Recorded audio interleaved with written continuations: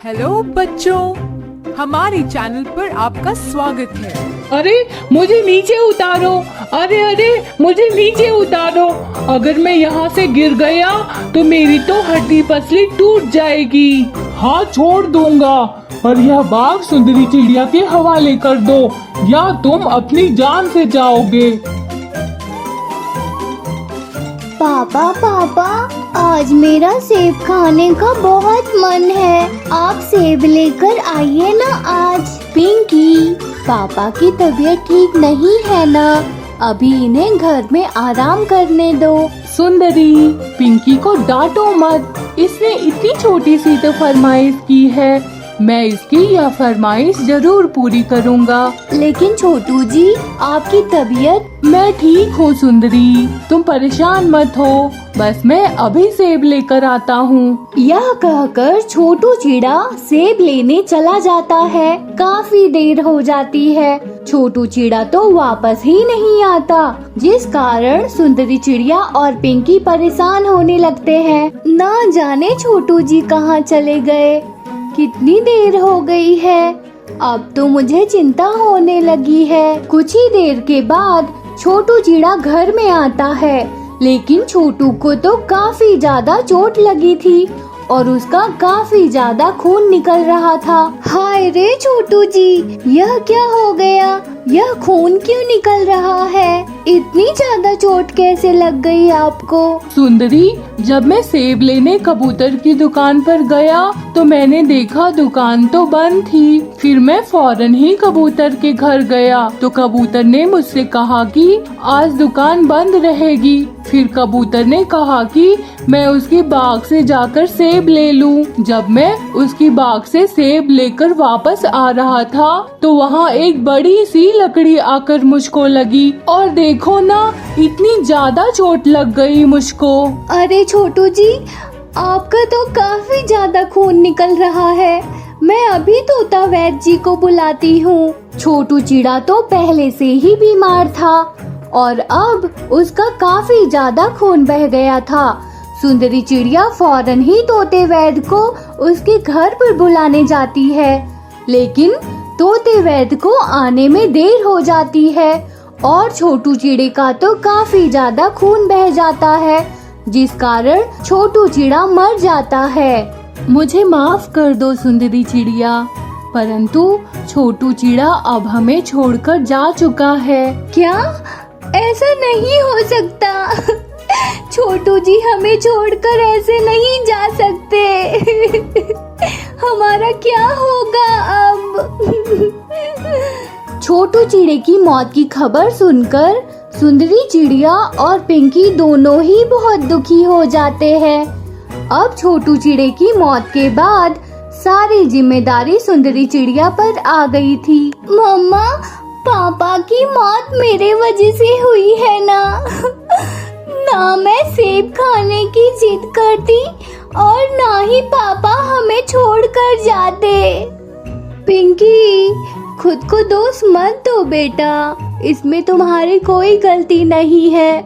छोटू जी की शायद इतनी ही जिंदगी थी और देखो, तुम्हारे पापा ने तुम्हारी फरमाइश पूरी कर दी और तुम्हें कितने सारे सेब ला कर दिए हैं। सुंदरी चिड़िया अब काफी ज्यादा परेशान थी कि छोटू चिड़े के बगैर अब वह अपना घर कैसे चलाएगी। मेरी तो कोई नौकरी भी नहीं है और ना ही मेरा कोई खेत है, मैं कहाँ से कमाऊंगी पैसे? तभी सुंदरी चिड़िया की नजर छोटू चिड़े के लाए हुए सेब पर जाती है। अगर मैं इस सेब के बीज को जमीन में दबा दूं, तो सेब के पेड़ से मेरी पिंकी का भविष्य बन सकता है, परंतु मेरे पास तो अपनी जमीन भी नहीं जहां मैं सेब के बीज लगा सकूं। अगले दिन सुंदरी चिड़िया अपने दोस्त कालू कौवे के पास दूसरे जंगल चली जाती है। अरे सुंदरी चिड़िया, बहुत दिनों के बाद चक्कर लगाया तुमने। हाँ कालू कौवे, मुझे इस जंगल में कुछ काम था, इसीलिए सोचा कि तुमसे भी आकर मिल लूं। हाँ, यह तो तुमने बहुत अच्छा किया, लेकिन छोटू चिड़े की मौत का सुनकर तो मुझे बहुत ज्यादा दुख हुआ। हाँ, छोटू जी बहुत अच्छे थे, वह हमें बहुत जल्दी छोड़कर चले गए। अच्छा सुंदरी चिड़िया, तुम अपना घर कैसे चलाती हो अब? हाँ कालू कौवे, अब मैं उल्लू सेठ के पास एक छोटी सी नौकरी करती हूँ, लेकिन मैं सेब का बीज बोकर अपना सेब का कारोबार करना चाहती हूँ, पर वह भी नहीं कर सकती क्योंकि मेरे पास तो अपनी कोई जमीन ही नहीं है। अरे सुंदरी चिड़िया, मेरी जमीन कब काम आएगी? तुम्हें तो पता है ना कि तुम्हारे जंगल में मेरी एक जमीन है जो कि मेरे किसी काम की नहीं। एक काम करो, तुम मेरी जमीन पर अपने सेब के बीज बो दो। तुम्हारा बहुत बहुत शुक्रिया कालू कौवे, तुमने तो मेरी बहुत बड़ी समस्या दूर कर दी। देखना, जब मेरे पास पैसे आ जाएंगे तो मैं तुमसे वह जमीन खरीद लूंगी। हाँ हाँ ठीक है सुंदरी चिड़िया, तुम्हारे पास जब भी पैसे आए तो तुम मुझे दे देना। फिर सुंदरी चिड़िया खुशी खुशी वापस अपने जंगल चली जाती है और सुंदरी चिड़िया अपने सारे सेब के बीज कालू कौवे की जमीन में बो देती है और काफी ज्यादा मेहनत करती है। सुंदरी चिड़िया दिन भर उल्लू सेठ के खेत में काम करती और जो समय बचता उसमें सुंदरी चिड़िया अपने बाग का ध्यान रखती थी। धीरे धीरे कई साल बीत जाते हैं और अब तो सुंदरी चिड़िया के बाग में सेब के काफी बड़े बड़े पेड़ हो जाते हैं और अब उन सभी पेड़ों पर काफी बड़े बड़े सेब भी लग चुके थे। अब मैं अपना सेब का कारोबार शुरू कर सकती हूँ और अब मेरे हालात भी बिल्कुल ठीक हो जाएंगे।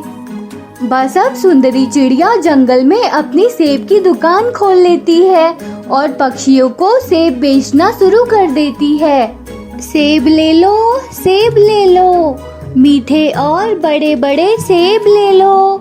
सुंदरी चिड़िया की आवाज सुनकर काफी पक्षी सुंदरी चिड़िया से सेब खरीदने आते हैं। अरे वाह सुंदरी चिड़िया, तुम्हारे सेब तो वाकई बहुत बड़े बड़े हैं। और ऐसे ही सुंदरी चिड़िया का कारोबार चल पड़ता है। बहुत दिनों के बाद अब सुंदरी चिड़िया के हालात काफी ज्यादा अच्छे हो गए थे। सुंदरी चिड़िया को किसी भी चीज की कोई कमी नहीं थी, सब कुछ अच्छा चल रहा था। एक दिन कालू कौवा अपने जंगल में वापस आता है। फिर सुंदरी चिड़िया के सेब का बाग देखकर काफी ज्यादा हैरान हो जाता है। अरे यह क्या, सुंदरी चिड़िया ने तो कुछ ही सालों में मेरी जमीन को बिल्कुल सोना बना दिया और मेरी जमीन पर कितने बड़े बड़े सेब के पेड़ लगा दिए। बाप रे, आजकल तो सेब कितने ज्यादा महंगे हैं और सुंदरी चिड़िया इन सेबों को बेचकर कितना ज्यादा मुनाफा कमा रही होगी। और मैं तो पहले जैसा था आज भी वैसा ही हूँ। यह सब कुछ मेरी जमीन देने की वजह से हुआ है, वरना सुंदरी चिड़िया अभी तक गरीब की गरीब ही होती। मैं इस जमीन को बेकार समझता था, परंतु यह जमीन तो हीरा निकली। बस मैंने सोच लिया है, मैं सुंदरी चिड़िया से अपनी यह जमीन वापस ले लूंगा और मेरी जमीन पर यह सारे सेब के पेड़ लगे हैं। इसका मतलब यह सारे सेब के पेड़ भी मेरे हुए। बस अब कालू कौवे के मन में लालच आ जाता है और कालू कौवा सुंदरी चिड़िया के पास जाता है। सुंदरी चिड़िया, मैं अब इस जंगल में वापस आ गया हूँ, इसलिए मुझे अपनी जमीन वापस चाहिए। यह क्या कह रहे हो कालू कौवे, मैंने तो बहुत मेहनत से उस जमीन को बाग बना दिया, अब मैं वह जमीन तुम्हें वापस कैसे कर सकती हूँ?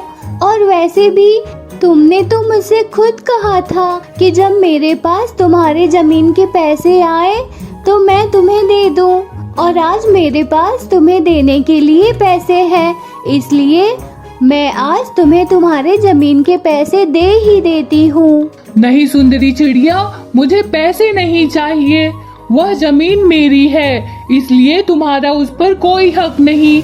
उस जमीन पर वह सेब के बड़े बड़े पेड़ भी मेरे हैं। वैसे भी तुमने मुफ्त में बहुत ज्यादा पैसे कमा लिए हैं, परंतु अब और नहीं।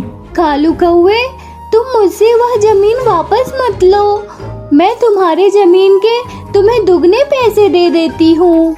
मैं कुछ नहीं जानता सुंदरी चिड़िया, वह जमीन मेरी है, इसलिए अब सेब का कारोबार मैं करूँगा। तो कालू अंकल, आप साफ साफ क्यों नहीं कहते कि आपके मन में लालच आ गया है? अब जो भी समझो, पर अब वह बाग मेरा है, इसलिए सुंदरी चिड़िया अब से तुम सेब लेने मेरे बाग में कभी मत आना, वरना उल्लू सैनिक से बंदी बनवा दूंगा तुम्हें।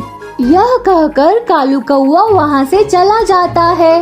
वह बाग छोटू जी के लाए हुए सेबों से बना है।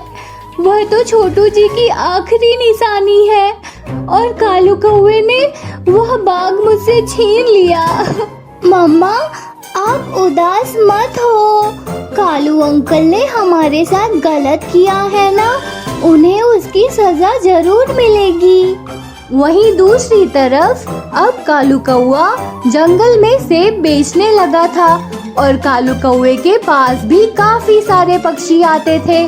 कालू कौआ तो सेब तोड़ तोड़ कर बेच रहा था और मुनाफा भी कमा रहा था, लेकिन वह तो पेड़ों को पानी ही नहीं देता था और ना ही उनका देखभाल करता था। पेड़ भाई, पूरे 10 दिन हो गए और हमने पानी ही नहीं पिया। हाँ पेड़ भाई, वह कालू कौवा तो बहुत चालाक है, उसे तो बस पैसों की लालच है। उसने तो सुंदरी चिड़िया की सालों की मेहनत छीन ली। हाँ भाई, सुंदरी चिड़िया ने हमारा बचपन से ख्याल रखा, हमें रोज पानी दिया, बच्चों की तरह हमारी देखभाल की, और हमारा फर्ज बनता है कि सुंदरी चिड़िया को उसका हक दिलवाए। और अब हम अपने सेब उस कालू कौवे को तोड़ने कभी नहीं देंगे। फिर शाम को जब कालू कौवा सेब तोड़ने बाग में आता है तो सारे सेब के पेड़ बाग में जोर जोर से हिलने लगते हैं। यह क्या हो रहा है? यहाँ तो हवाएं भी नहीं चल रही, तो फिर यह पेड़ इतनी जोर जोर से कैसे हिल रहे हैं? दुष्ट कालू कौवे, चले जाओ यहाँ से, सुंदरी चिड़िया का बाग है यह। तुम पेड़ मेरा कुछ नहीं बिगाड़ सकते। अगर तुम सबने अपने सेब मुझे नहीं दिए तो मैं सबको काट डालूंगा। फिर वह पेड़ अपनी टहनी से कालू कौवे को गर्दन से पकड़कर उठा लेता है। अरे मुझे नीचे उतारो, अरे अरे मुझे नीचे उतारो, अगर मैं यहाँ से गिर गया तो मेरी तो हड्डी पसली टूट जाएगी। हाँ छोड़ दूंगा, पर यह बाग सुंदरी चिड़िया के हवाले कर दो या तुम अपनी जान से जाओगे।